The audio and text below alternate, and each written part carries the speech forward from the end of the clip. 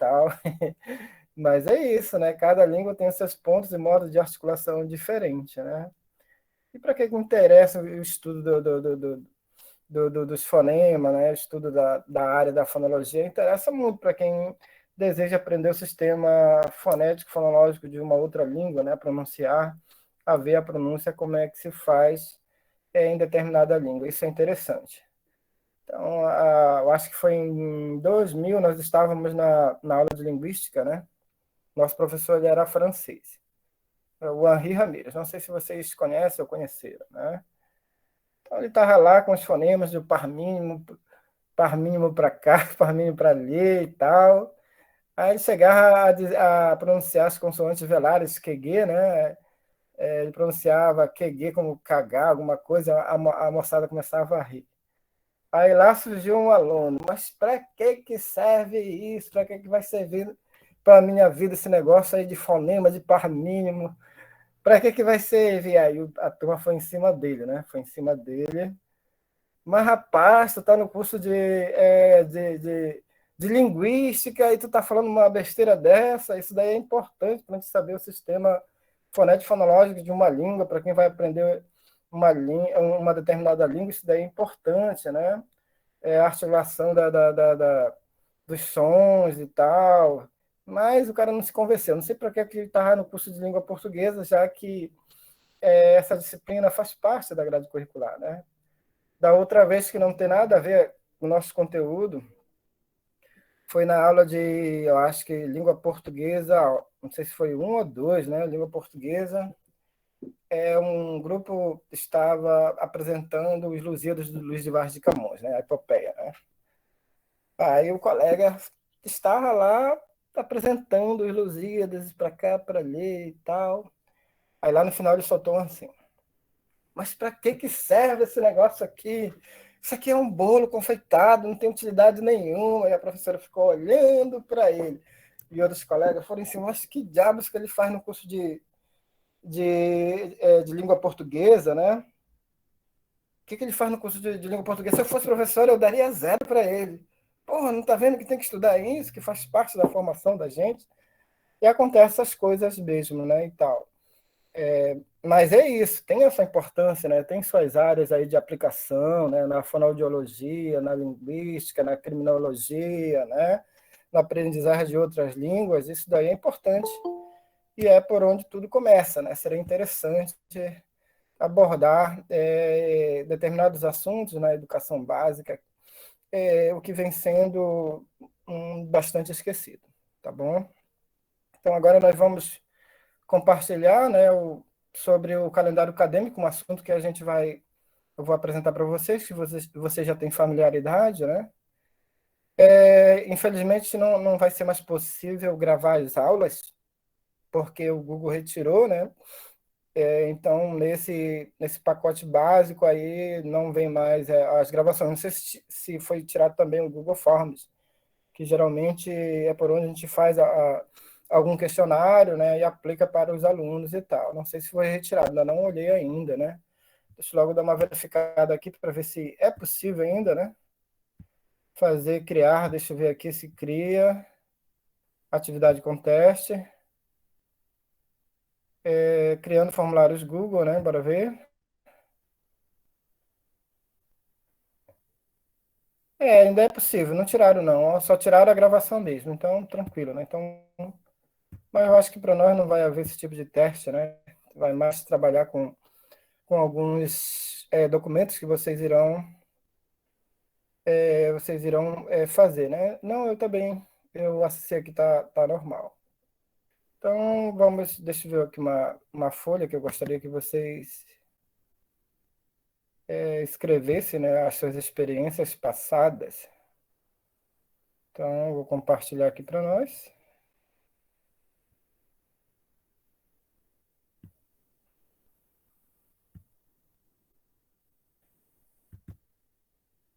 Então, aqui tá, vamos falar sobre calendário acadêmico, né? Calendário acadêmico não, calendário escolar. Calendário acadêmico, todo mundo sabe para que serve, né? É a mesma coisa é o calendário escolar lá da educação básica. E aí, tá aparecendo para vocês? Sim, Então, das experiências passadas de vocês como calendário acadêmico, né? O que que consta em um calendário, calendário escolar, na verdade? O que que consta?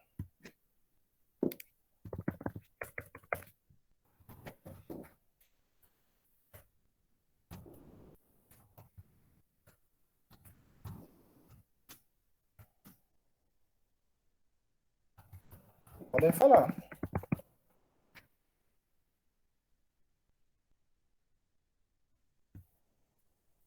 conteúdo e datas. Conteúdo e datas, certo. 31/1/2022. Deixa eu colocar aqui. Estão conseguindo visualizar? Sim, professor. Sim. Vou aumentar aqui mais.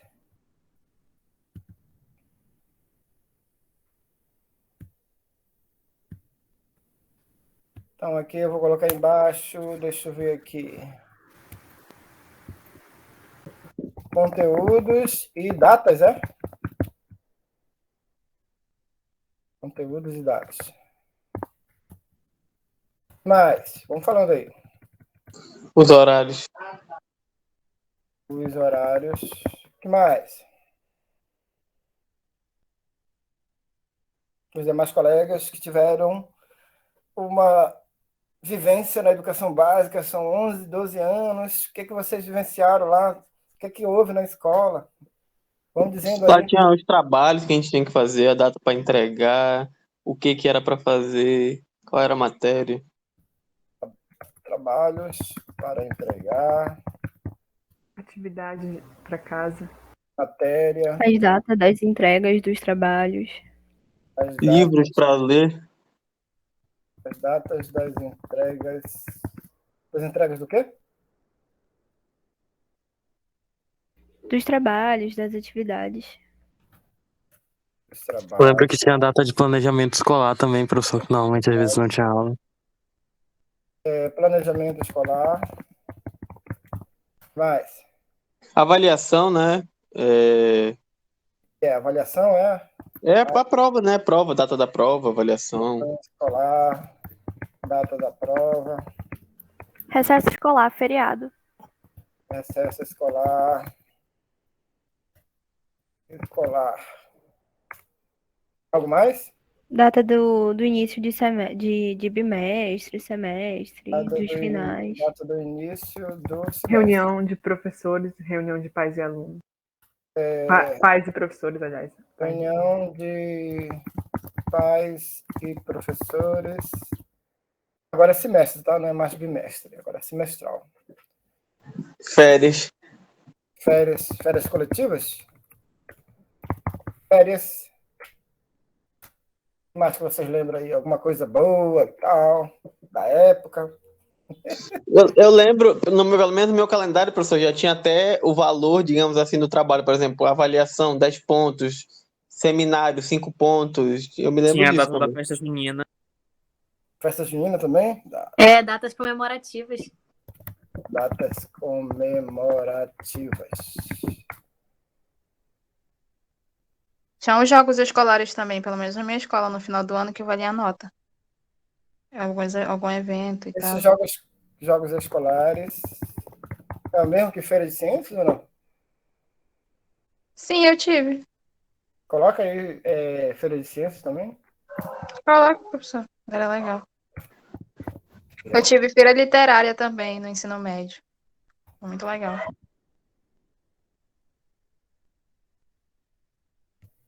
O Vinícius falou semana de recuperação.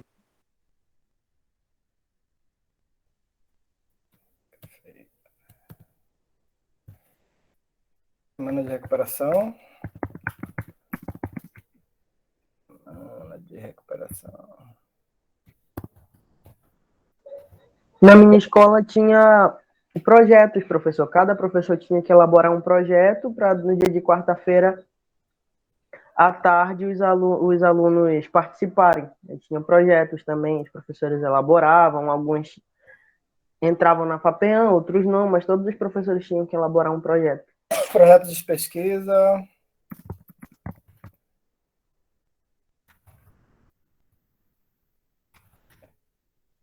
Mais. Acabou? Isso daqui resume tudo a vida de vocês, a vida de vocês lá na educação básica, ensino fundamental, ensino médio, ensino infantil. Se bem que ensino infantil é mais um pouco diferente, mas não difere tanto, né? Porque vai ter que ter todos esses cronogramas também, todas essas etapas, né? É isso, né? Resume, né? Vocês acham que o calendário escolar ele é fundamental? É um documento emitido pela Secretaria de Educação, né, SEDUC, né, que passa para as escolas, e as escolas devem executar, né, ou conforme a especialidade de cada escola, fazer adaptações, né, porque há escolas que apresentam determinados problemas, como fazer uma reforma e tal, e tem outras intempéries, né, outros fatores assim que fogem ao controle humano, que é necessário readequar um calendário para o funcionamento da escola, né? Então é isso, né? No calendário escolar, nós vamos ter ministração de aulas, né? Conteúdo, nós vamos ter datas comemorativas, como vocês escreveram, vão ter os horários ali, os cronogramas todos, o período de matrícula, né? O período de matrícula, o fim do ano letivo, né? Você pode pedir transferência, no caso, ou pode permanecer na mesma escola, e você, durante o ano letivo, você faz trabalhos, né? Você realiza avaliações sobre determinada disciplina, né? Que os professores passam para entregar numa determinada data, ou marcam um dia de prova para você realizar. Tem um planejamento escolar que os professores eles precisam de um tempo, né, antes do início do ano letivo, né? O ano letivo começa com o professor em sala ministrando aulas para os alunos, né? O contato do professor com os alunos. Então é necessário ele fazer um planejamento escolar para receber esses alunos, para ele melhor se preparar, né? Ter tudo cronometrado no plano de aula, no plano de ensino dele, que deverá ser vistoriado, né, ser, no caso, analisado pela o pedagogo da escola, dar o aval para ele prosseguir, no caso, executar, né, aquele cronograma, aquele planejamento em sala com os alunos. É lógico, né, nosso sistema ainda é avaliativo, né, a gente avalia de uma maneira tradicional também, né, com notas que vão de 0 a 10, né, não sei quanto está a média na SEDUC, se é 5, se é 6, né, ou na CEMED, se é 5 ou 6, não sei. Dependendo de escolas, pode variar essa média, né? Eu acho que lá em Parintins, na época, a média era 7. Era 7, e em outras escolas eram... por exemplo, no Colégio do Carmo era 7 a média, né? Para passar. E em outras era 5, no caso, né? Deixa eu ver aqui. Recesso escolar, né? Que ocorre, né? No caso, o aluno não há aula, não há administração de aula, no caso, nenhum professor fica em sala com o aluno, mas é um recesso escolar que pode ocorrer no meio do ano e no início do ano, né? Não se trata de férias escolar, né? Não é férias escolar, né? Mas é recesso escolar. O calendário escolar ele tem o início do semestre, agora semestre mudou, não é mais bimestre, né? Na minha época eram 4, parece, agora só é 2, né? Um ano só 2 semestres, que equivale a 6 meses, né? A reunião de pais e professores para conversar sobre alguns problemas da escola, né? No que diz respeito ao funcionamento das escolas, ao comportamento dos alunos, ao rendimento dos alunos e tal, né? Que geralmente os pais não gostam de ir, né? É difícil isso aqui, né? Na reunião de pais e professores, né, para discutir assuntos relacionados ao ensino-aprendizagem do aluno, os pais geralmente não vão, né? Trabalho para cá e é difícil, né? E as férias dos professores, né? As férias dos professores, que é de 30 dias, né? O recesso é de 30 dias e as férias é de 30 dias, né?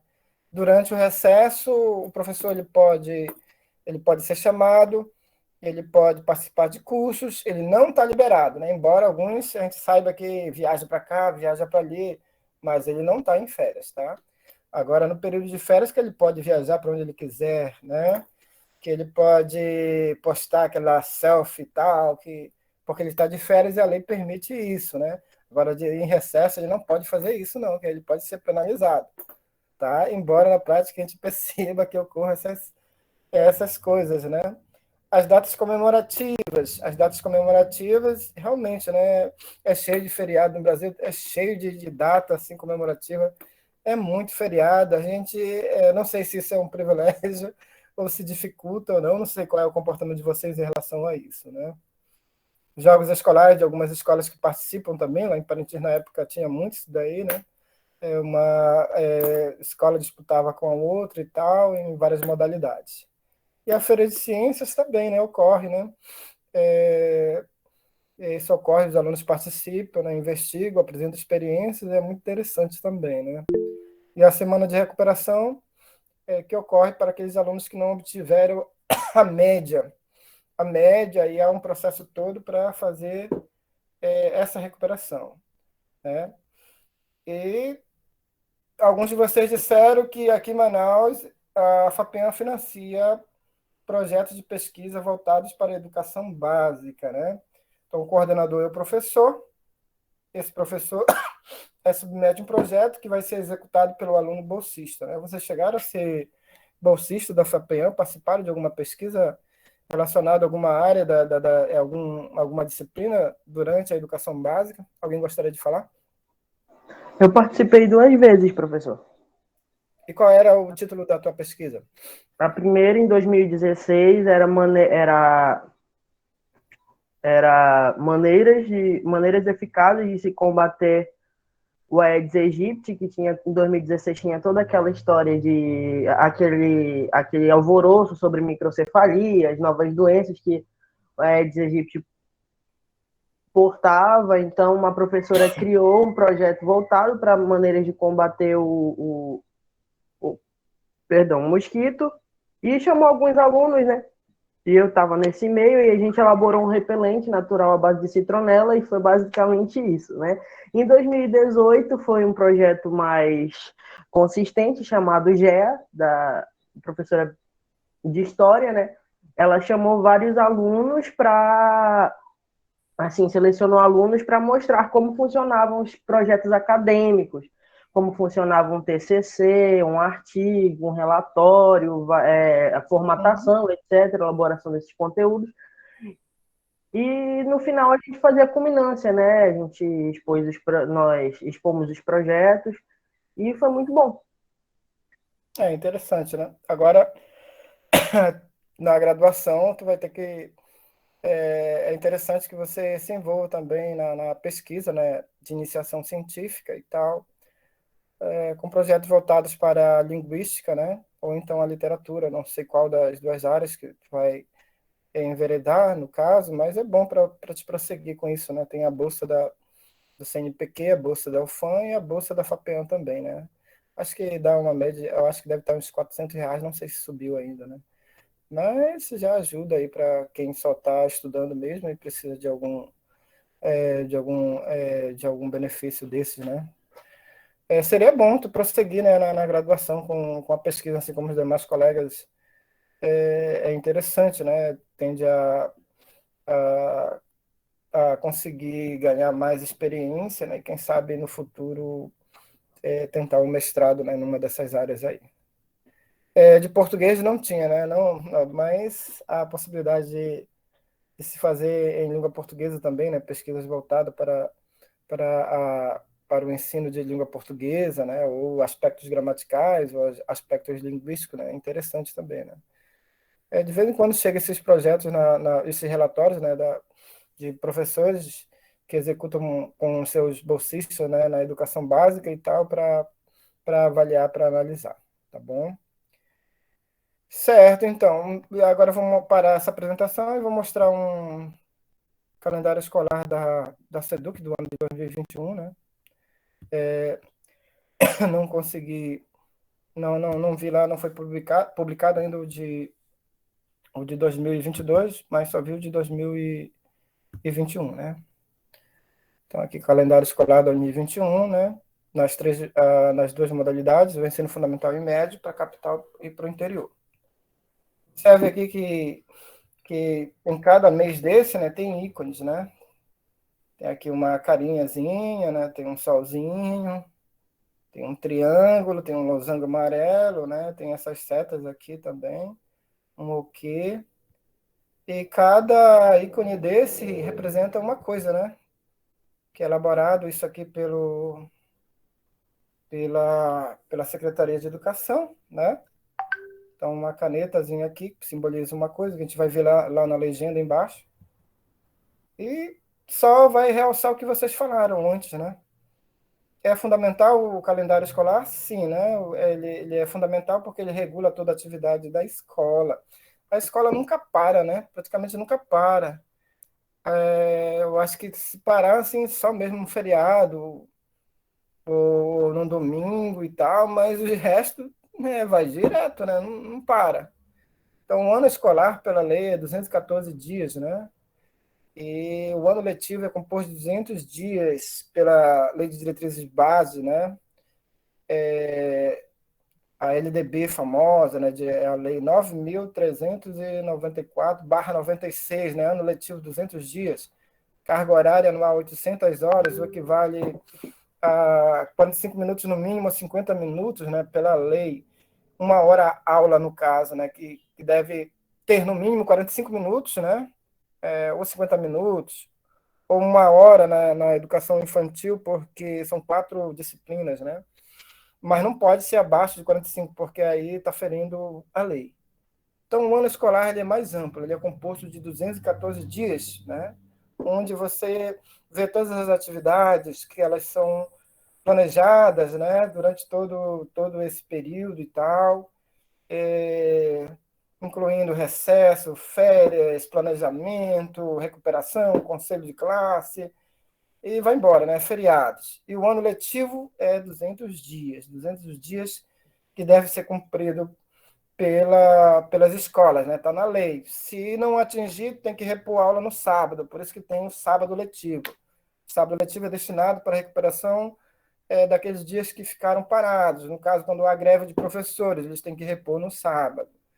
Mas há uma brecha na lei, né, na LDB, de que ou nos documentos oficiais, de que em casos especiais não se cumpre, né, esses 200 dias, porque não tem como, né? Tem vários fatores que fogem ao controle humano, e nesse caso a lei respalda aquelas escolas que não conseguiram cumprir os 200 dias letivos, tá bom?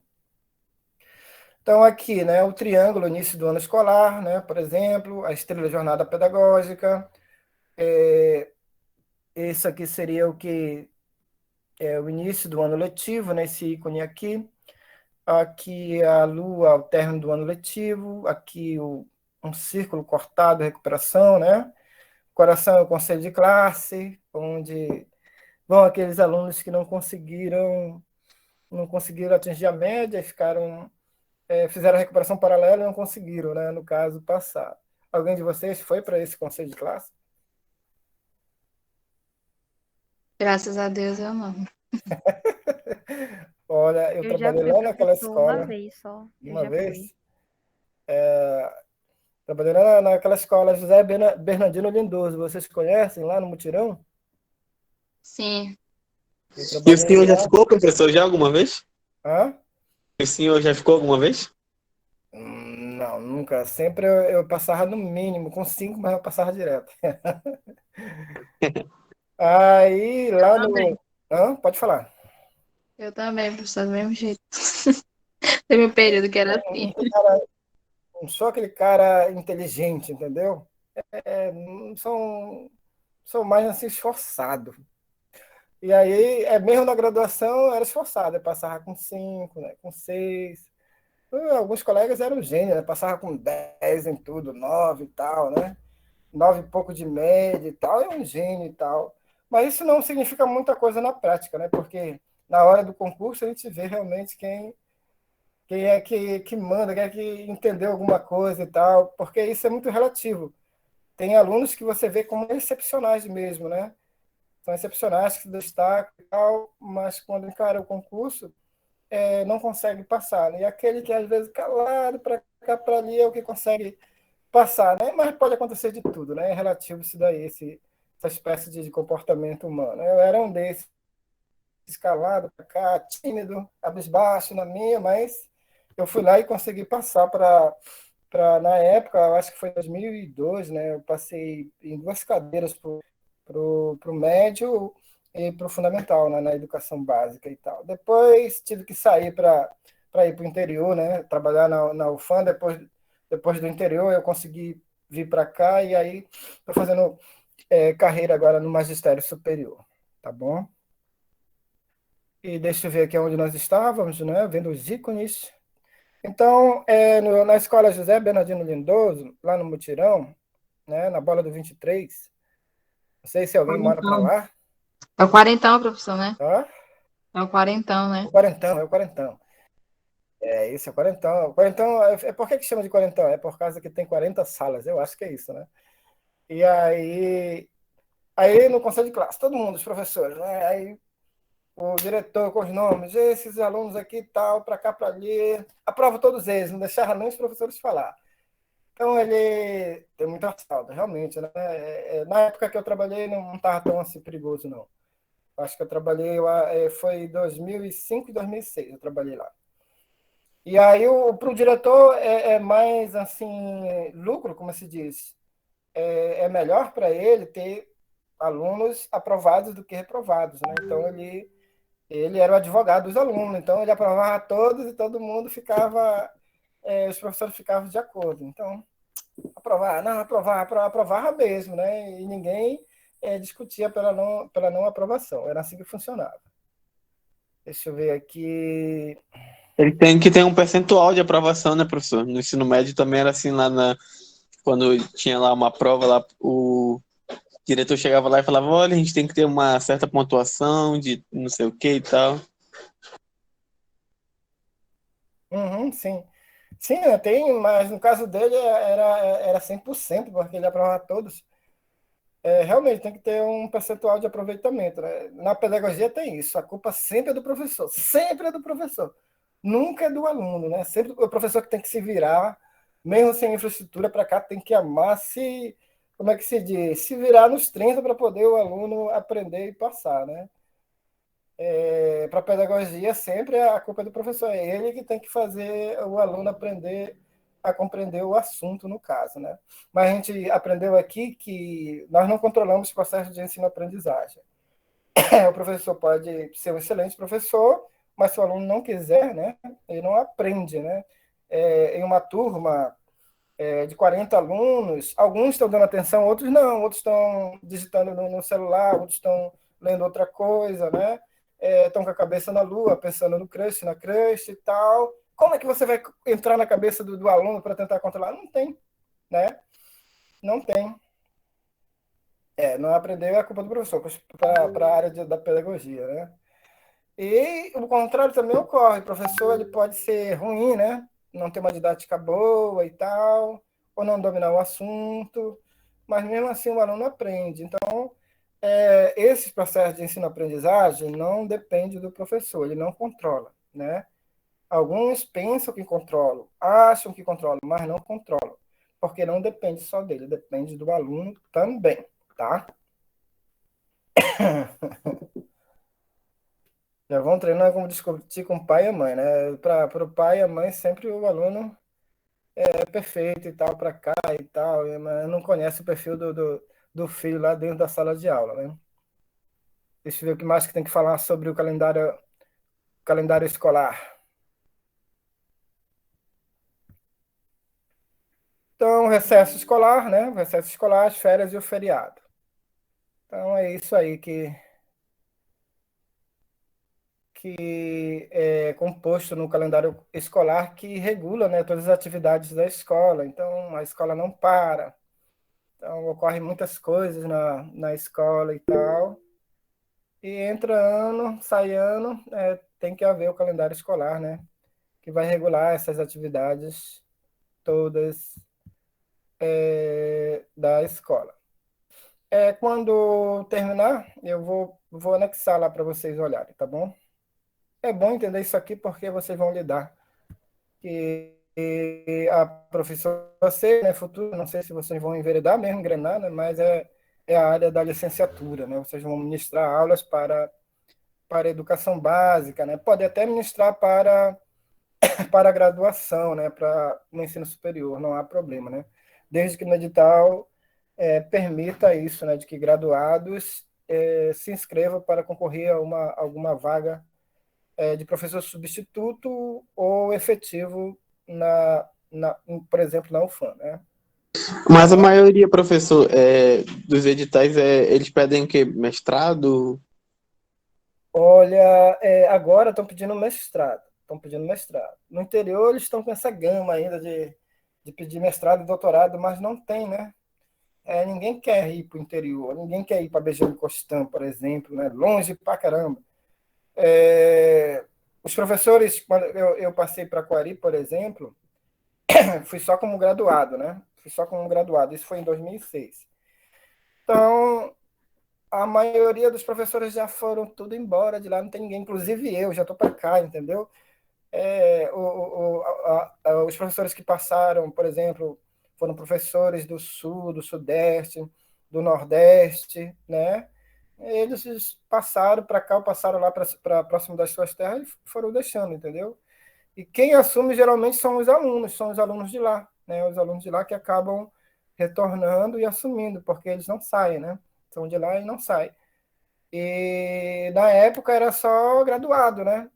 Em 2013, quando eu vim para cá concorrer para a vaga aqui da UFAM, também só era graduado. Então foram 96 inscritos, né? 96 inscritos. E só eu tinha o doutorado, eu já tinha tirado o doutorado, já tinha terminado. E aí passaram, deixa eu ver, foram 4, deixa eu ver, foi a Salorte, depois eu, o terceiro eu acho que foi a Fernanda de Los Rios, o quarto, deixa eu ver quem foi o quarto, foi o quarto foi o Robert, o quinto foi a Maria Germana, não sei se vocês conhecem, e a sexta foi a Alcione, a baixinhazinha, né? A Alcione foi a sexta, então eram duas vagas. Depois foram surgindo outras vagas, e aí entrou o Robert, entrou a Germana, entrou a Delor Rios, entrou a Alcione, mas foram só como graduados, né? Graduados. Eu acho que desses seis que passaram em 2013 para cá, para Manaus, para o curso de letras português, só a Alcione, a Alcione tinha só especialização. O resto tinha mestrado e eu era o único que tinha o doutorado, entendeu? Depende da circunstância do momento. Hoje, o curso de letras está formando muitos mestres, né, jogando no mercado.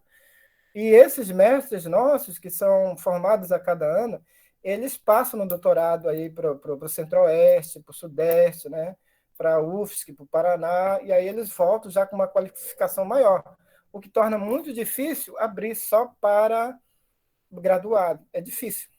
É mais fácil para o interior. Geralmente, quando há os editais para professor substituto, o mínimo é mestrado. Tá? O mínimo é mestrado. Essa a tendência, né? Porque vai melhorando a qualificação do profissional e tal, né? Então, eles elevam no edital a titulação também. Mas na época minha, só graduado, tá? Só graduado. Então, deixa eu parar aqui. Ainda estou com a coceira na garganta, tá? E agora vamos para o plano de aula. Deixa eu ver o plano de aula. Deixa eu ver onde está o plano de aula que vocês deverão fazer, né? Eu vou dar 2 semanas para vocês fazer esse plano de aula. Então, deixa eu ver, parar compartilhamento aqui. Compartilhar um modelo. É um modelo, tá? Não tem isso em livro de português, não tem nada, principalmente de fonética e fonologia, não tem. Tá bom? Você encontra respaldo mais nos livros de pedagogia mesmo. Eu acho que é esse aqui, deixa eu ver aqui. Eu vou postar depois para vocês, tá? Infelizmente não foi possível gravar a aula, né? Não sei quanto que tá, vou ver se não for muito caro, eu contrato um pacote, né, desses pagos, porque aqui é a instituição que fornece para a gente não paga nada, né? E aí eles querem mais dinheiro, então tiraram a gravação e algumas outras funções do Google Meet. Deixa Deixa eu ver, quem é essa portaria aqui? Se é alguma...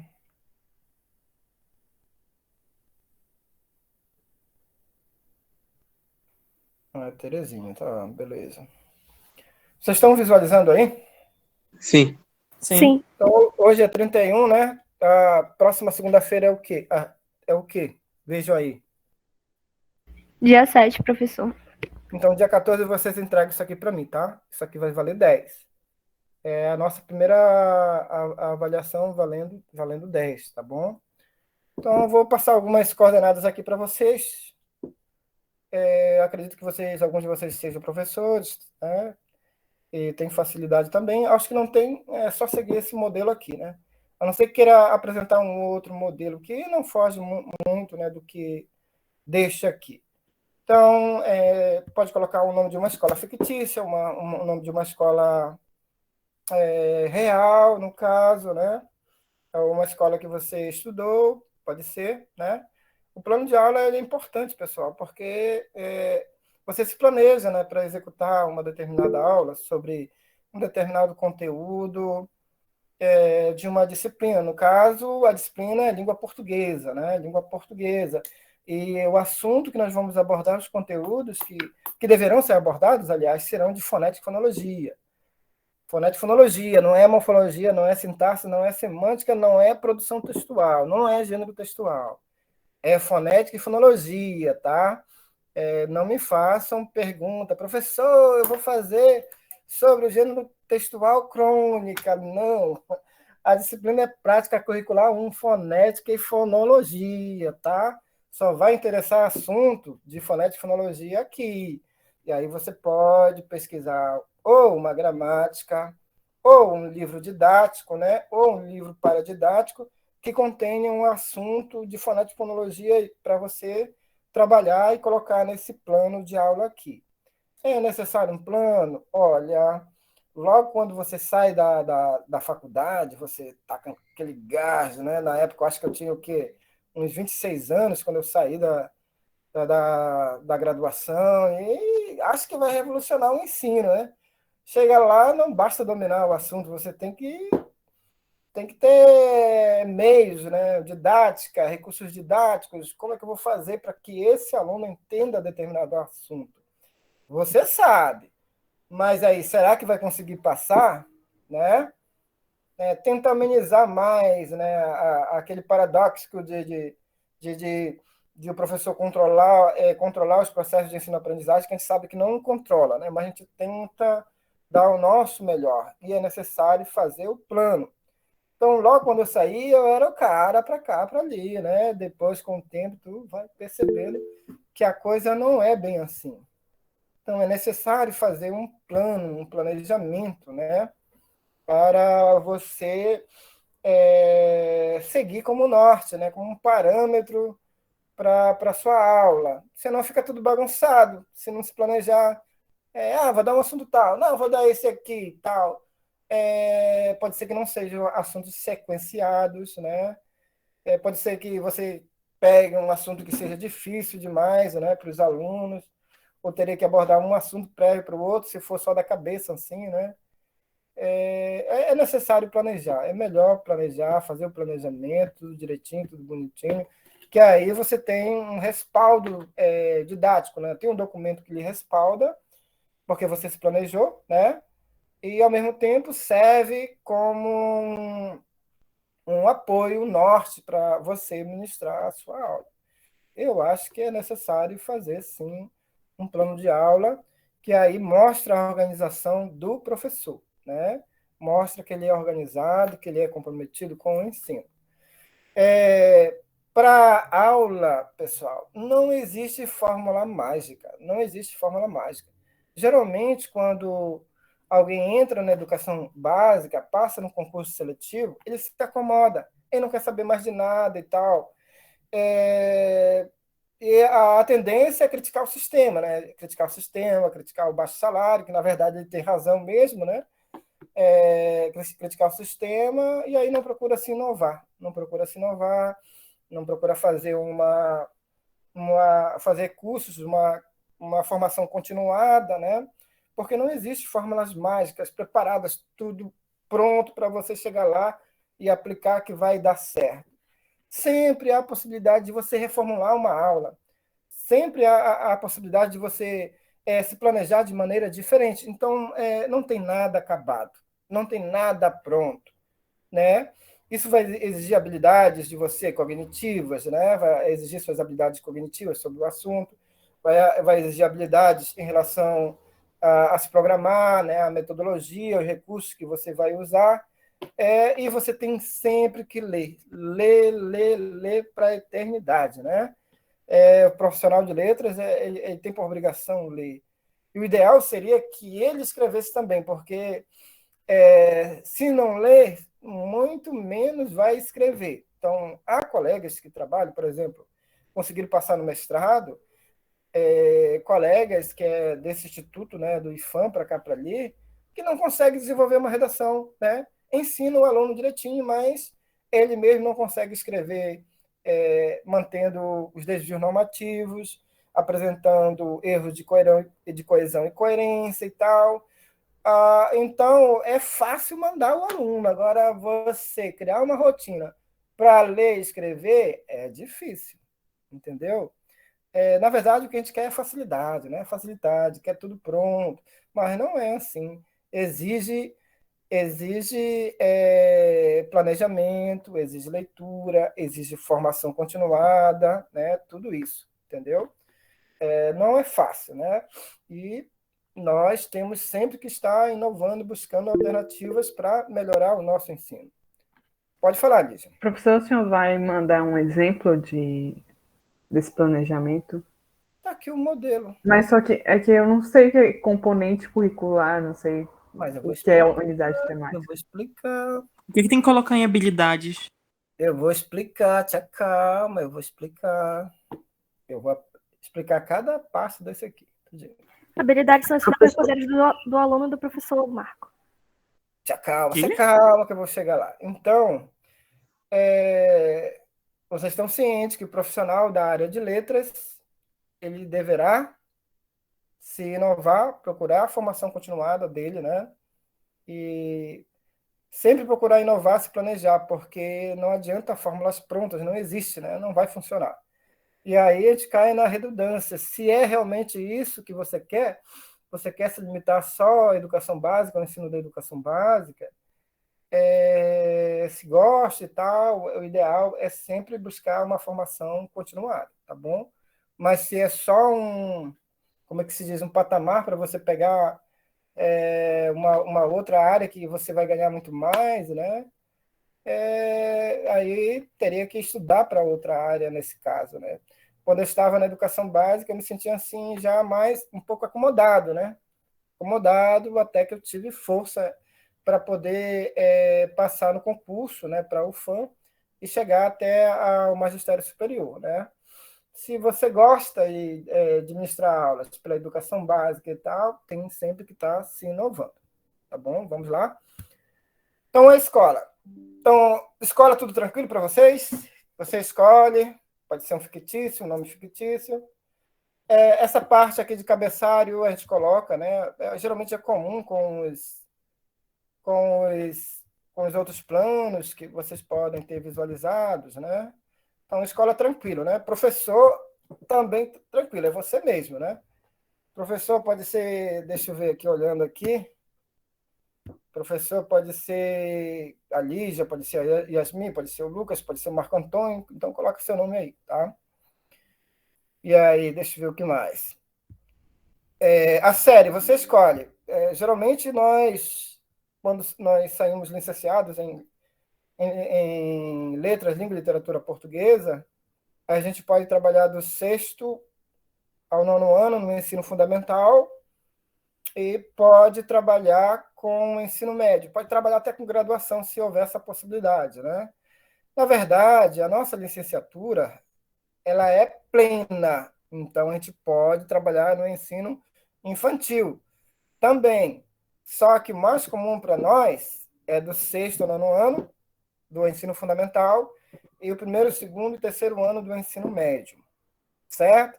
Então, eu quero que vocês escolham do 6º ao 9º ano no ensino fundamental ou primeiro, segundo e terceiro ano do ensino médio. Um desses. Tranquilo aí? Então vamos lá, prosseguindo.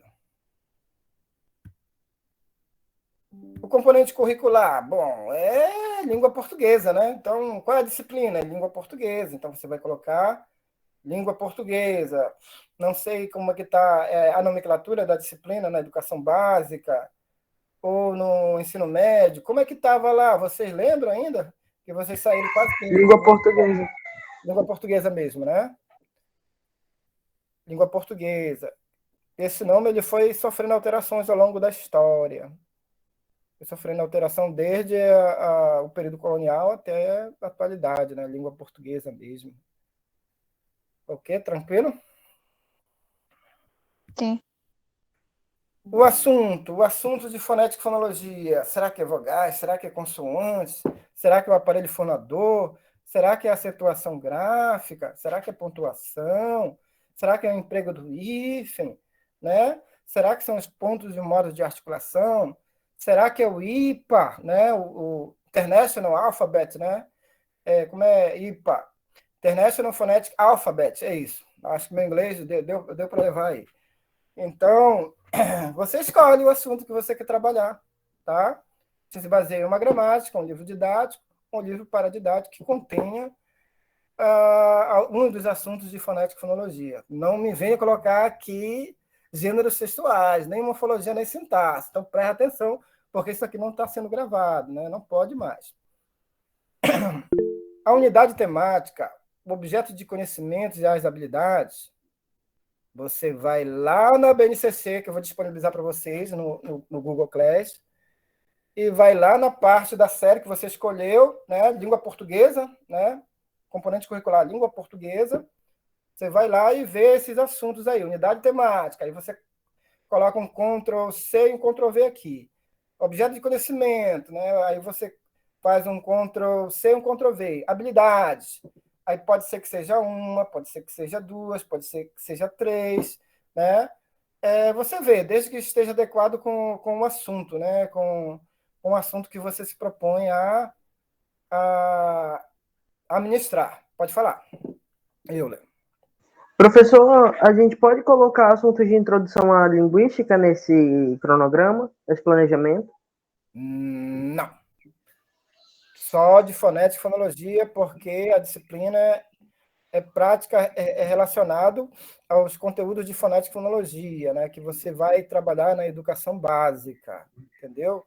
Não coloca nada de introdução à linguística, nada de SUSI, nada de sociolinguística, nada de dialetologia, né? Nada de neogramáticos, que mais que vem aqui? Só coloca assunto relacionado à fonética e fonologia, tá? Como eu falei, nada de colocar gêneros textuais. A disciplina, o nome está dizendo, fonética e fonologia. Então, só isso que vai interessar para vocês, né? Outra coisa não interessa. Então, esses três aqui vocês vão retirar da onde? A unidade temática, objeto de conhecimento e habilidade, vocês vão retirar da onde? Da BNCC? E qual é o componente? Língua portuguesa. Língua portuguesa. Que você escolheu, tá? É isso. Beleza. Então, e eu ainda não entendi a habilidade. O que é para colocar? A habilidade está lá na BNCC. Você vai só fazer Ctrl+C, Ctrl+V. Você está lá na BNCC relativo ao ensino de língua portuguesa no sexto, no sétimo, no oitavo, no nono ano. Você vê a habilidade lá. Depende da série que você escolher. E aí, se você acha que só uma se encaixa com o assunto que você escolheu, coloca só uma. Se você acha que duas habilidades se encaixam, você coloca duas. Até três, se puder. Você que decide. O plano é seu, desde que esteja coerente com o assunto que você vai trabalhar. Tá bom? Entendi. Entendeu? A habilidade está lá na Base Nacional Comum Curricular. Está lá, você vai lá no documento. Só vai fazer Ctrl+C, Ctrl+V. Quer dizer, vai copiar de lá e jogar para cá. Né? Então, a unidade temática, objeto de conhecimento e habilidade, você vai copiar da BNCC. Pode plagiar isso daí, não tem problema não. Pode copiar, que não vai ter problema. Duração da aula, 50 minutos, né? Vocês que estão mais experientes. Quanto durava aí a aula lá no ensino médio? 1 hora. 45. Uma hora também. 45 minutos. 45 minutos é 1 hora. Então, você coloca aí em quanto tempo você poderia ministrar a sua aula, né? 45 minutos, ou 50, ou 1 hora, você que decide aí, tá bom? Então, aí, tranquilo, novamente, vamos lá, prosseguindo. Objetivos, aqui é você que vai criar, tá? O objetivo ele pode ser geral e pode ser específico. O geral só é um, né? Só é um. Então, você vai usar um verbo no infinitivo. Por exemplo, fazer com que o aluno compreenda, né? Apresentar o aparelho fonador para os alunos da série tal, da escola tal, né? E aí, vamos supor aqui, específicos, né? Definir o aparelho fonador, por exemplo, definir. Observe que o verbo está no infinitivo, com as terminações em ar, e ir. Definir. Identificar os pontos de articulação, né? Identificar os pontos de articulação na produção de vogais ou de consoantes, uma coisa parecida, né? Explicar o funcionamento do aparelho fonador, uma coisa assim. Então, aqui você vai usar... Deixa eu ver se alguém está querendo falar. Alguém levantou a mão aqui. A Yasmin levantou a mão, né? Então, vai, Yasmin. Professor, é somente para alunos de 6º ano até o 3º ano do ensino médio? Sim, só para a educação básica. Perfeito. Ok. Tá. Então, no objetivo geral, só é um objetivo, tá bom? Geralmente, a gente prega verbos mais generalizantes. Você pode pesquisar. Por exemplo, analisar é um verbo generalizante, né? Analisar é um verbo generalizante. Então, ele pode ser, um exemplo só, ele pode ser um objetivo geral, tá? Agora, identificar é um verbo mais limitado, né? Mais específico. Identificar, então, é um verbo específico, e aí você pode colocar ele nos objetivos específicos. Definir, né? Acho que definir também é um verbo específico, então você pode colocar no objetivo específico. Acho que até 3 objetivos específicos está bom. Certo? Até 3 objetivos específicos está bom. Oi. Se eu colocar um objetivo geral, eu preciso colocar um objetivo específico, ou tipo, eu tenho que colocar os dois? Se tu colocar um objetivo geral, o objetivo geral é o que você quer que o aluno atinja, né? No final por exemplo, da avaliação, né? Você vai querer que ele aprenda determinado conteúdo, né? No final da sua avaliação, incluindo sua aula e a sua proposta avaliativa. E o específico é que vai atingir determinado aspecto, no que você quer que o aluno entenda, né? Definir aparelho fonador, definir vogais, né? Conceituar vogais, né? Como é que se diz? Vamos ver um outro. Vamos ver um outro. Explicar, né? Fazer com que o aluno compreenda o funcionamento do aparelho fonador, né? São os objetivos que você deverá colocar, no caso, nos objetivos específicos. Se você coloca só um objetivo geral, você deverá colocar 1 ou 2 ou 3 objetivos específicos. Então, aqui, com vocês, vamos supor aqui um exemplo aqui, né? Vamos supor um exemplo aqui. Analisar um geral, né? Vai ter que escrever, dependendo do assunto, um geral. E aqui um específico. Definir, por exemplo, definir. Um outro exemplo, identificar. Um outro exemplo aqui, definir, identificar, explicar, né? São exemplos aqui que vocês podem seguir, vai depender de qual assunto vocês poderão escolher, tá? Então, aqui tem um geral, né? E aqui tem 3 específicos. Poderá ser que seja só 1, ou 2, ou 3. O recomendável é até 3, tá? Se você usa esses objetivos aqui, geralmente são específicos. Você não pode colocar aqui, assim, aqui no geral, por exemplo, identificar. Depois aqui no específico, identificar, aí não pode. Geral é geral, é um verbo generalizante, né? Específico é um verbo específico, que vai ajudar você a atingir o objetivo geral. Então, o específico vai ajudar você a atingir o objetivo geral.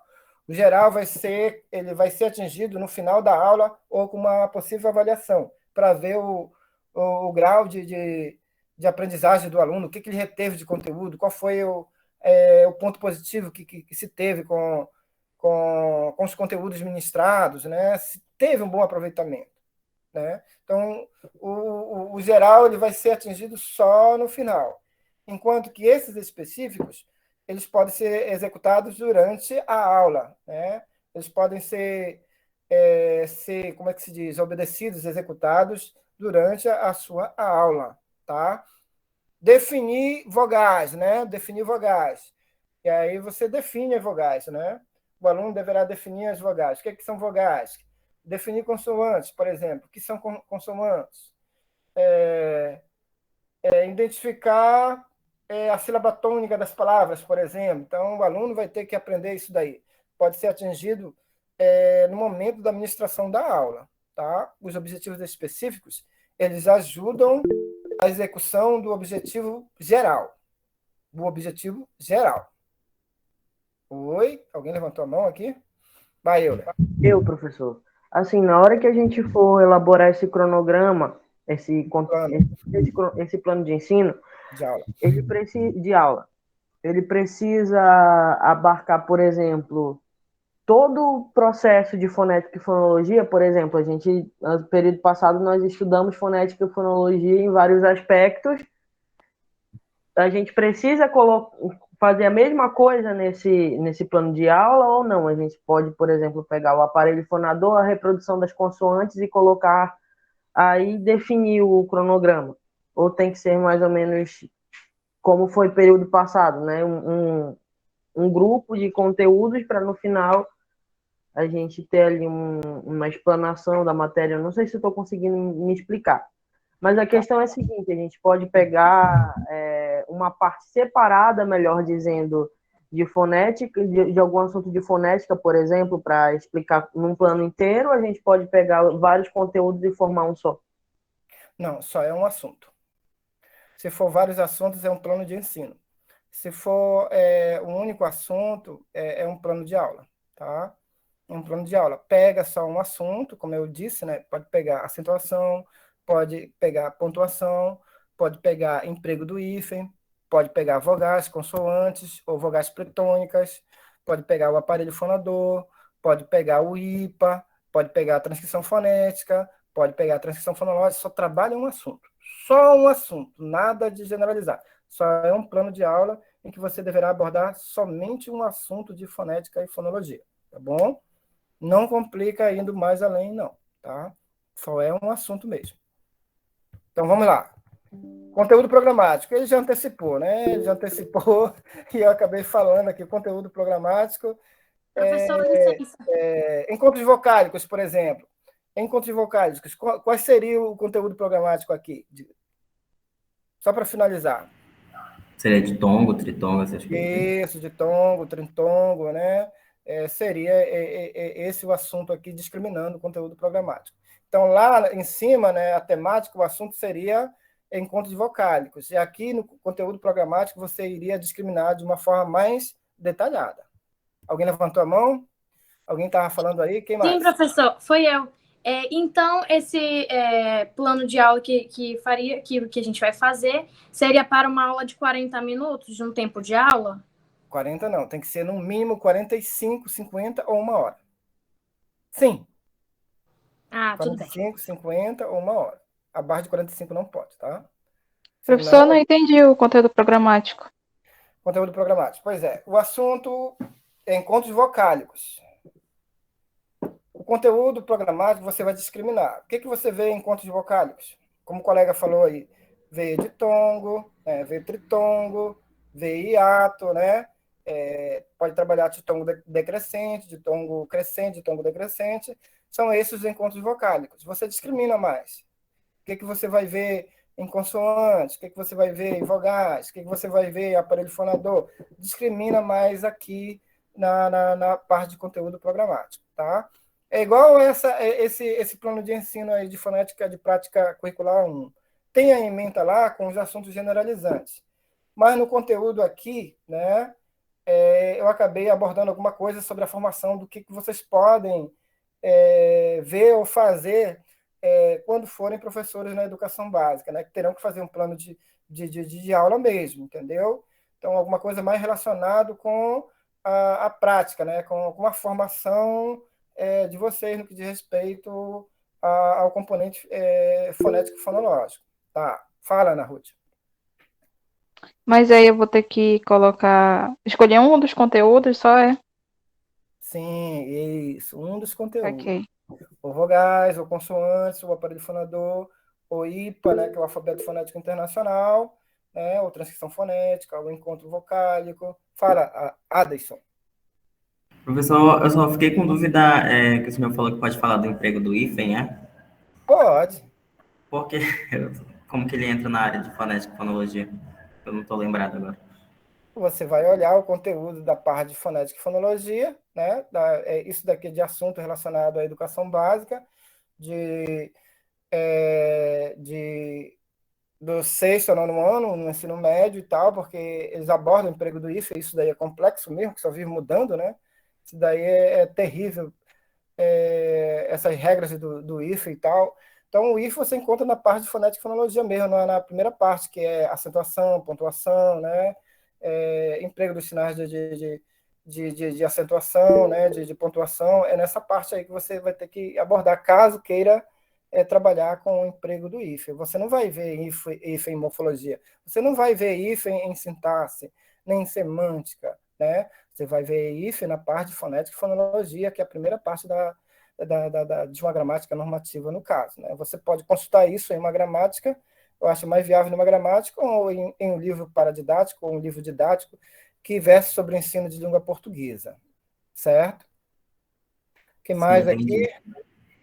Não, professor, eu só ia perguntar onde eu poderia encontrar, né, realmente esses conteúdos, os conteúdos de fonética e fonologia.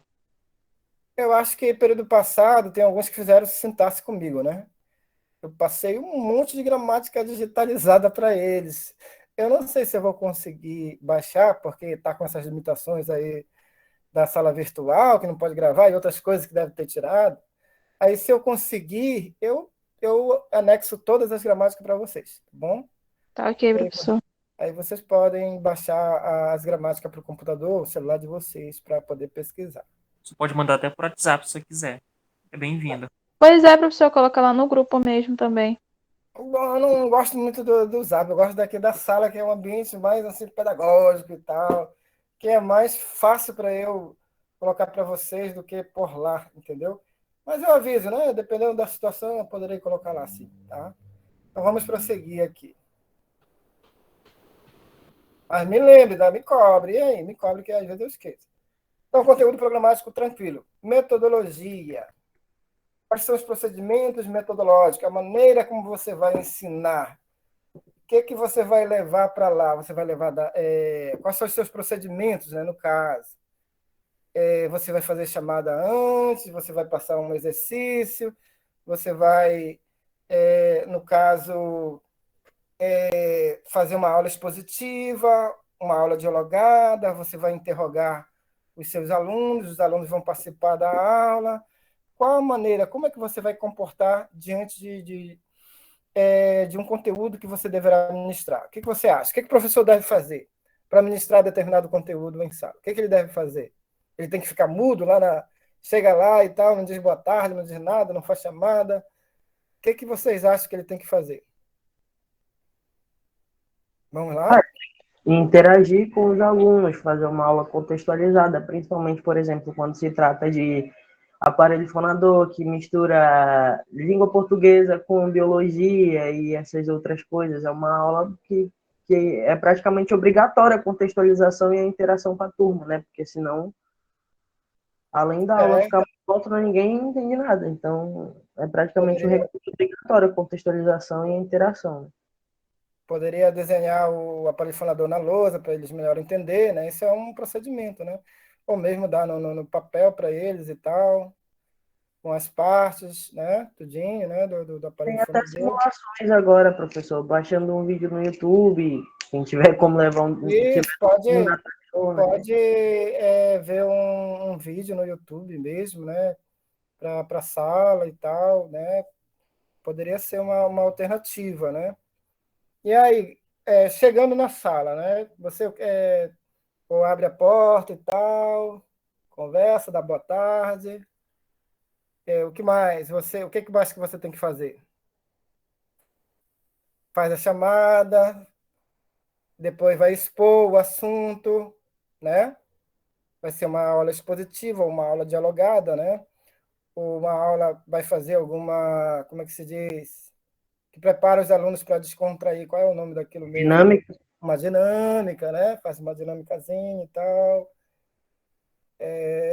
São vários procedimentos que você tem que fazer, né? Para você passar o assunto para eles, né? Tem mais a ver com a maneira como você vai lidar com o assunto diante do aluno, né? Quais são os procedimentos? O que você vai fazer na primeira etapa, né? O que você vai fazer no segundo momento, no terceiro momento? Vai passar uma atividade?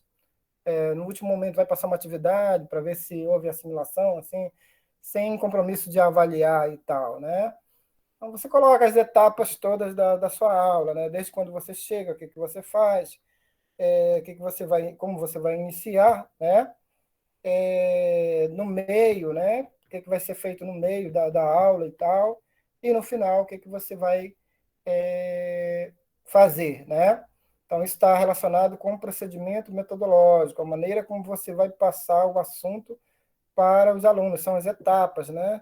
Primeira etapa, segunda etapa, terceira etapa, o que você vai fazer nessas etapas? O ideal é você enumerar, né? Na primeira etapa, eu vou fazer isso aqui, vou fazer uma dinâmica, por exemplo, né? Na segunda etapa, vou apresentar o conteúdo de uma forma expositiva. No terceiro momento, vou pedir para os alunos interagirem, né? Fazerem perguntas e tal. Né? E depois de você discutir o assunto com eles, você pode fazer um teste rápido e tal para ver se houve assimilação. São os procedimentos que você vai utilizar para você ministrar a sua aula, no caso, tá bom? E recurso didático pedagógico. Alguém pode ajudar aí? O que seria isso? Né? Recurso didático pedagógico. Seria tipo o que o senhor está fazendo, né? Utilizando o slide. Utilizando o slide para mostrar para vocês, né? Os slides, no caso aqui, usando uma plataforma virtual, né? Do Google Meet. Vocês estão interagindo comigo, no caso, e eu estou digitando aqui no Word, né? Também digitando, mostrando o modelo de plano de aula para vocês executarem, né? Uma sala normal presencial, o que a gente usa? A gente usa DataShow, nesse caso estou usando o computador, né? Lá a gente usa o DataShow e usa o computador, né? Pode ser um tablet também, pode ser até o celular, né? Pode ser até o celular, você dando aula pelo celular, controlando aqui os tópicos, né? Você pode usar a lousa, né? Você pode usar o laboratório, né? Por exemplo, o laboratório de informática, né? O laboratório de informática, são recursos, né? Tudo aquilo que você vai... O pincel é um recurso, né? O quadro é um recurso, o computador é um recurso, né? O que mais? A lousa é um recurso, tudo isso daí que vai facilitar o manuseio, né? A apresentação do assunto são os recursos didáticos pedagógicos que você poderá colocar no seu plano de aula, tá? Tranquilo aí? Deixa eu ver o que mais aqui. A avaliação. A avaliação poderá ser a última etapa, né, dos procedimentos metodológicos, no caso, ou poderá ser um dia à parte, que você marca a avaliação, no caso, né? A avaliação da aprendizagem é o modelo mais tradicional. Vocês poderiam relatar o modelo tradicional de avaliação que os professores passavam para vocês, e mesmo na graduação vocês acham que é um modelo tradicional? Qual seria esse modelo tradicional de avaliação? 3 notas. Prova escrita. 3 notas e prova, né? Prova tradicional. Vocês acham que a prova tradicional ela derruba o aluno mesmo? Tu acha que é muito pesado? Porque obriga ele a estudar bastante, né? E alguns decoram, e é massivo, né? E às vezes o professor, ele na educação básica, ele fica catando o erro do aluno, né? Errou aqui, chega a vibra ainda, né? Eu acho que o problema não é nem a questão do estudo em si ou a parte de decorar, porque a gente aprende, mas eu acho que o problema mesmo, pelo menos para mim, sempre foi essa pressão que se coloca em cima dessas avaliações. É uma pressão absurda, né? Porque a gente sabe que corre o risco de reprovar e tem tanta coisa. Então, eu acho que o que mais pesa, o que é mais prejudicial é a parte dessa pressão que se coloca em cima do aluno, sabe? Não, tem que fazer porque senão vai reprovar e vem uma avalanche de coisa em cima, e o que prejudica mais é toda essa avalanche que se joga em cima da cabeça da gente, sabe? Isso, assim, é o que eu acho, né? Mas, enfim. Então, Euler, qual seria o teu modelo ideal de avaliação que tu deveria colocar aí no teu plano de aula? Como que o aluno deveria ser avaliado? Tem alguma sugestão? Eu vi uma vez. Pode repetir a pergunta, por favor, professor? Ele disse que esse modelo de prova tradicional, assim, ele massacra a cabeça do aluno, realmente, que não avalia o aluno na sua concretude, né? Deixa de avaliar alguns aspectos que ficaram de lado, como interesse, como a participação e outras coisas mais que o aluno pode fazer na interação em sala de aula. Então, ele acha que prova, às vezes arrasa com o aluno, porque obriga ele mesmo obriga ele a estudar e tal, e às vezes ele estuda muito e acaba se complicando e acaba não obtendo a nota almejada. Às vezes é mesmo uma forma de avaliação injusta no caso, né? Então, diante disso, o que seria, então, uma forma de avaliação mais condizente, né? Que não avaliar só o aspecto cognitivo do aluno, mas também outros aspectos envoltos no processo de ensino-aprendizagem. O que vocês acham? Então, o professor deveria avaliar também a participação, o envolvimento do aluno, né, o grau de interesse, as próprias dificuldades apresentadas pelo aluno também, né? E fazer uma avaliação mais assim formativa, né? Uma avaliação formativa que leve em consideração a formação do aluno e não aquela avaliação classificatória de estipular uma nota, pegou essa, está aprovado, não pegou, já era, está reprovado e tal. Infelizmente, esse tipo de nota é o que a instituição cobra, né? A parte de avaliação sobre os conteúdos que o aluno deve assimilar à instituição, por exemplo, a UFAM, ela cobra, né? E a gente acaba repetindo uma coisa que depois na educação básica a gente sabe que é muito pesado, né? Que eu acho que é muito rigoroso porque não leva em consideração outros aspectos a serem analisados. Então, a gente pode escolher outro tipo de avaliação se não aprova? Pode escolher, pode mandar eles pesquisarem, a pesquisa, pessoal, é a melhor forma de o aluno aprender, da gente aprender, né? A gente aprende mais quando a gente se envolve, quando a gente pesquisa, quando a gente realiza. Agora, quando não tem um hábito de leitura, não se tem um hábito de leitura, quando é uma prova assim, é pesado para o aluno, né? Ele não consegue assimilar todo o conteúdo. E às vezes dá um branco na hora dele fazer também, realizar, tentar responder. Então, há uma série de fatores aí que complicam, né, que pode, no caso, fazer com que o aluno tenha uma nota baixa, né? Então, a prova realmente não avalia o aluno na sua concretude, porque há inúmeros fatores que influenciam numa nota baixa dele, nesse caso. Pode falar, Euler. Professor, eu tenho uma pergunta que não tem muita ligação com o que com o conteúdo, mas é o seguinte, se na graduação se prega tanto contra esses moldes de avaliação que prejudicam o aluno, etc. e tal, por que os professores fazem o mesmo tipo de avaliação que julgam errado no ensino básico, aqui na graduação? Ele pode mudar, no caso, né? Quem mais, eu acho que faz uma avaliação formativa, mais são os professores da área da pedagogia, né? Eles sim avaliam de uma maneira assim geral, né? Não somente através de prova, né? Porque a prova ela é uma das formas de avaliar que você pode também optar por ela, né? Tem seus prós e tem seus contras, né?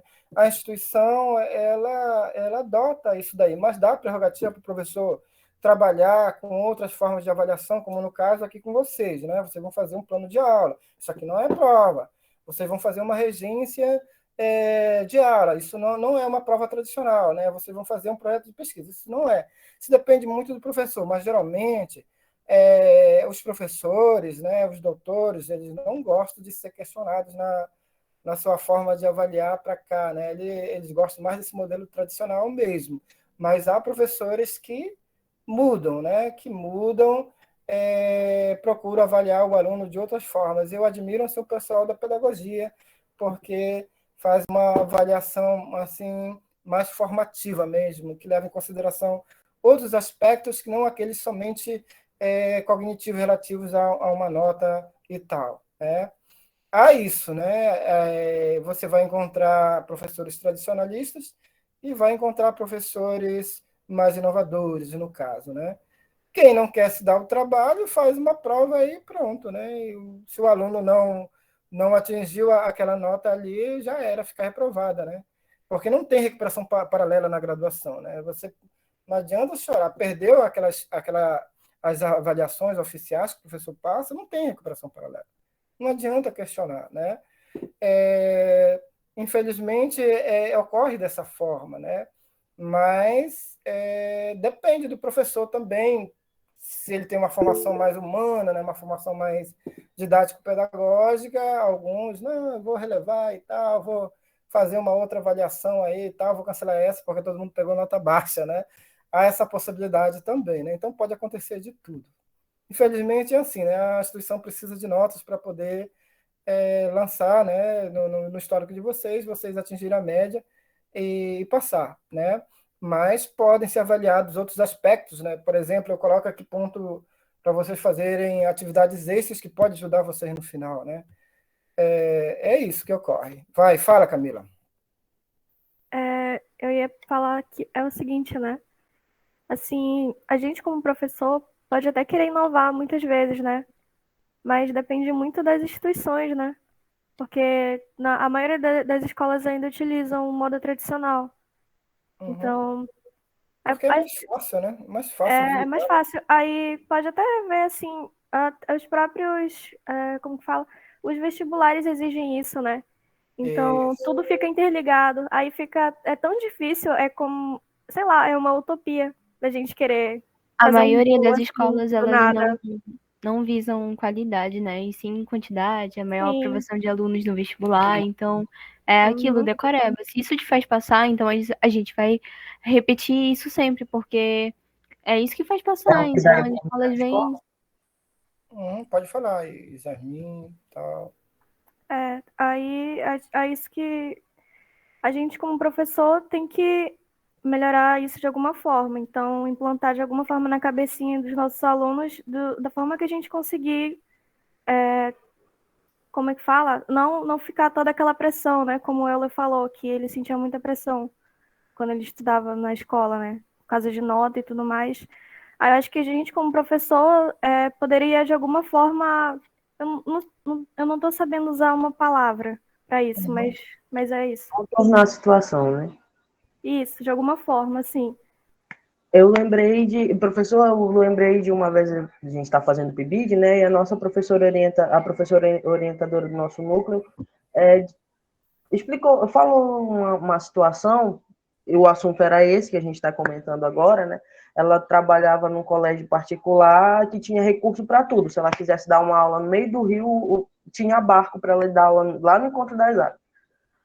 Mas teve um certo período, por causa desse sistema, das aprovações no vestibular, etc., o indivíduo, dono do colégio, fez uma reunião a portas fechadas só com os professores e disse: olha, vocês são obrigados a fazer esses alunos passarem no vestibular.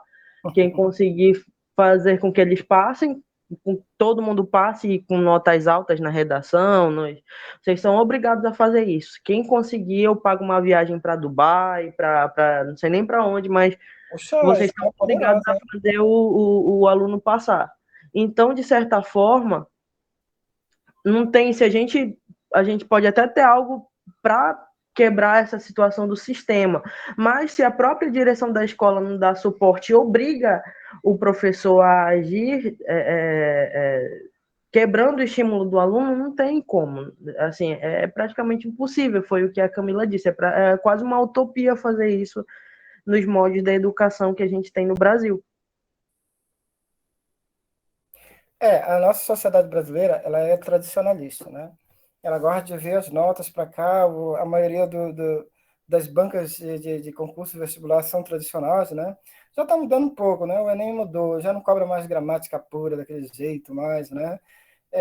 Só o funk é tradicional ainda, não muda isso, né? Porque deve haver um interesse aí que alimenta os cursinhos também, né?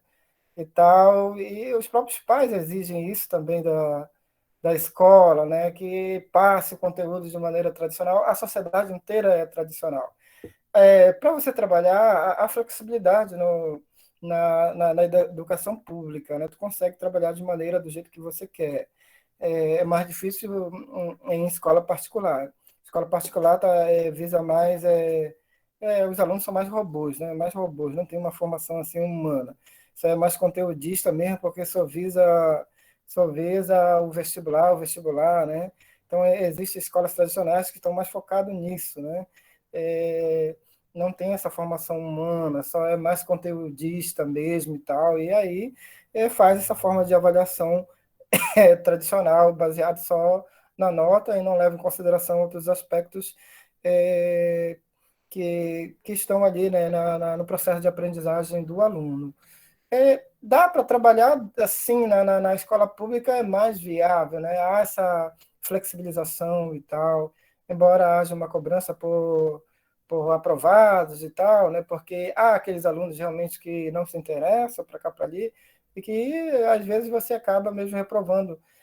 Aliás, o aluno mesmo se reprova, né? Você tem uma limitação de não poder aprovar alguém que não tem condições, né, para passar para outra série e tal. Mas você tem uma certa liberdade, né, para trabalhar, usar a sua didática, ver a sua forma de avaliar e tal. Então, existe isso, né? Você consegue trabalhar bem dentro de uma escola pública, diferentemente de uma escola particular, que tudo é limitado, que só foca mesmo no conteúdo e segue essa política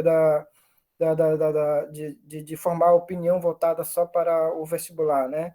Só para o ensino tradicional, tá? É isso que ocorre. Então, aqui você pode, né, se quiser colocar, por exemplo, a forma de avaliação tradicional, pode, né, misturar com as outras, pode, né, pode misturar com as outras, né, não há problema, né. Eu acho que em alguns contextos, essa avaliação ela é, no caso, a mais viável, né, devido ao contexto, né, como é que vai avaliar um perfil de aluno que quer ingressar na faculdade, a não ser que cobrasse outras coisas, né, relacionadas ao aspecto da formação do aluno, né, porque ali é o conteúdo que está sendo cobrado, né, que, que possivelmente foi passado pelos professores na educação básica. Então, para você entrar em uma universidade pública, você tem que concorrer com os demais, né, concorrer com os demais para ter direito a sentar numa cadeira da universidade. Fala, Lucas. Eu tive aula de psicologia da educação aqui na UFAM mesmo e o professor usava como um dos critérios de avaliação a participação da turma, além da matéria, e eu achei interessante, porque não era somente a parte tradicional, né, mas é uma coisa inovadora e eu achei bastante interessante essa didática que o professor usou, de dar uma nota de acordo com a participação dos alunos e tudo mais. Né, eu acho que isso conta, né? a nota, a avaliação assim tradicional, a nota como nós vimos, ela não avalia outros aspectos, né? Pode ser que alguém realmente domine o assunto, mas por algum fator não consegue apresentar isso na prova, né? E acaba reprovando, e você sabe que um aluno é excelente e tal, né? Por isso que é bom variar as formas de avaliação, né? Não somente através de prova tradicional, mas pode passar até para ele resolver em casa, né, e tal, e pesquisar, que aí com a pesquisa ele vai mais assim preciso, tem tempo para investigar, para analisar, para pesquisar, consultar obras e dar uma resposta mais convincente, né, com uma certa autoridade, do que simplesmente contar com a cabeça na hora daquele momento ali, que é difícil realmente, tá bom? É difícil avaliar? É difícil avaliar. Não é uma tarefa fácil, né? Às vezes você acaba atribuindo uma nota boa para alguém que não teve um desempenho bom, e em outras ocasiões, né, acontece o inverso, né? O inverso. Às vezes parece uma coisa relativa também, né? Por exemplo, na banca de mestrado, eu atribuí uma nota baixa, o outro dava uma nota alta. Quando eu dava uma nota alta, o outro dava uma nota baixa, né? Depende do conhecimento que cada um tem, ou avalia um determinado aspecto e acaba punindo e atribuindo uma outra nota diferente da sua, né? Para você perceber como o processo de avaliação, ele é complexo, ele não é fácil, né? Ele não é fácil, vai muito além da simples atribuição de nota, né? Porque você, se ater só a isso daí, você esquece outros aspectos que podem ser considerados importantes. O professor que não quer ter trabalho faz só a prova tradicional e o aluno se lasca para lá, né? Adeus, tchau, reprovou, reprovou, se passou, passou, já era, só é uma classificação mesmo, né?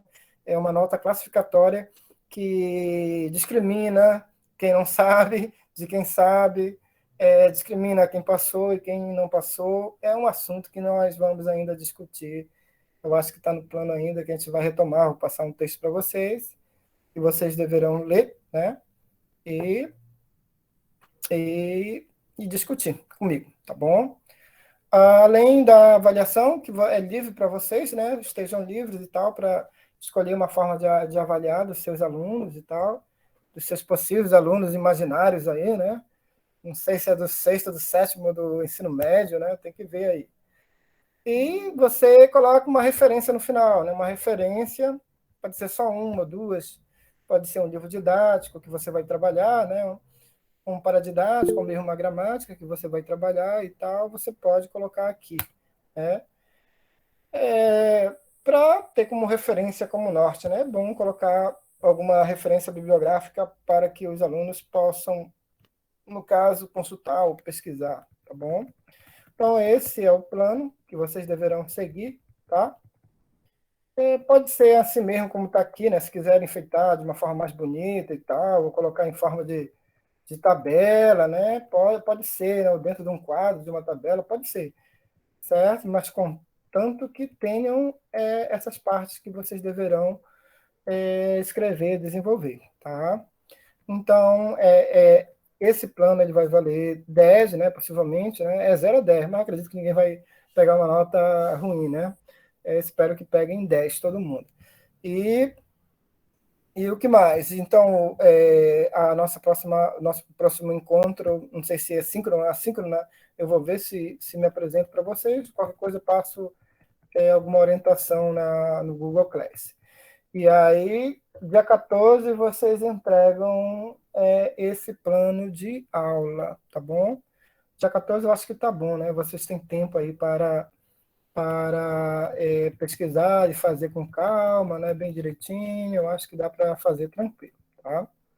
Então, eu vou depois, né, colocar lá alguns recursos para vocês pesquisarem esse modelo também, né? Vou criar lá uma avaliação e vou atribuir para vocês, tá bom? E vou anexar, tentar buscar as gramáticas passadas para anexar todas para vocês. E o que mais? Professor, só rapidão, o senhor vai querer o formato do trabalho, tanto faz? PDF, Word?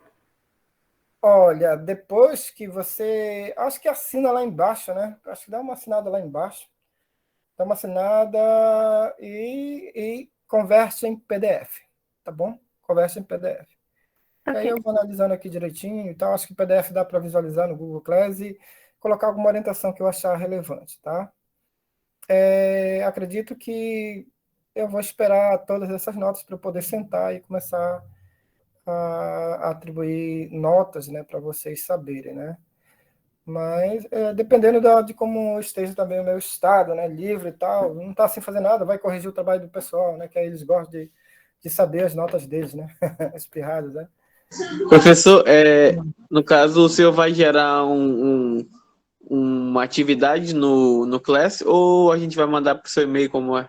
Não, eu vou colocar como atividade no Classroom isso aqui, tá bom? Ok. Vou colocar, eu acho que terceira aula, aí como é síncrono, né? Que nosso encontro foi síncrono, e aí colocar lá plano de aula, né? Fazer o plano de aula para ser entregue até o dia 14/2, né? Até o dia 14/2. É assim que vai constar lá no caso. E o que mais? Não está gravando, né? O que mais? Alguma pergunta? Será que foi tudo? Calendário, plano de aula? Colocar as gramáticas para vocês, colocar isso aqui, colocar BNCC, colocar o que vocês escreveram aqui também, né?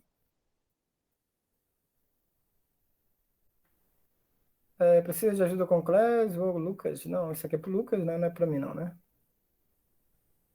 Bom, Professor, eu queria saber qual é o nosso horário de atendimento, qual é o nosso dia de horário de atendimento, alguma coisa assim. olha lá no plano de ensino. Olha no plano de ensino. Aí, se for necessário, manda um zap para mim, tá bom? Olha no plano de ensino. Deixa eu ver onde está o plano de ensino aqui. Vou pegar aqui o plano de ensino, deixa eu ver. Prática lá, plano de ensino.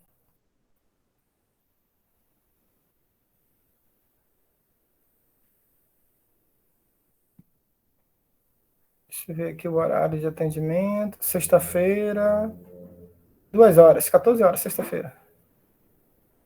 É isso mesmo? Deixa eu ver se é a turma 2. Essa aqui é a turma 2. Tem que pegar a turma 1. Prática curricular.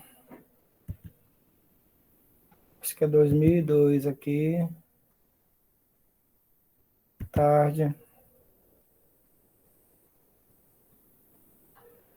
Turma da tarde, tá aqui, deixa eu ver aqui.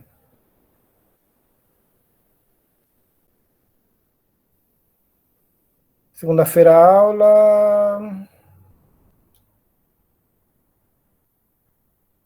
O horário de atendimento é de noite.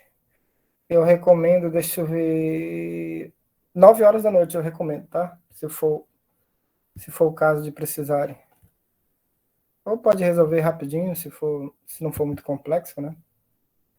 Mas eu recomendo 9 horas da noite, tá bom? Dia de segunda? Dia de segunda. 9 horas da noite. Tem aqui a aula, mas não sei se vou usar essa aqui, mas qualquer coisa me comunica pelo Classroom ou pelo Zap, né? A parte, se não for de interesse, se não for de interesse geral, né? Agora, se não tiver mais nenhuma pergunta, coloque aí presente e o nome, tá bom?